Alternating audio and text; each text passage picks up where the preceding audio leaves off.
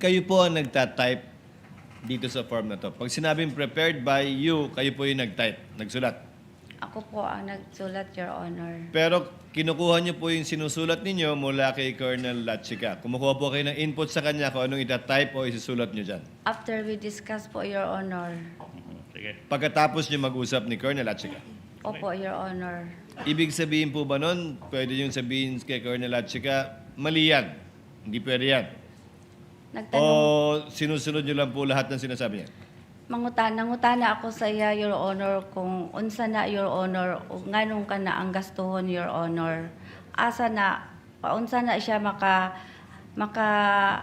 paunsa na siya na-related sa confidential, Your Honor. So tinatanong niyo lang po siya, ano yan, para saan yan, pasok ba yan sa confidential fund o hindi, at pag sumagot siya, isusulat niyo na po yan.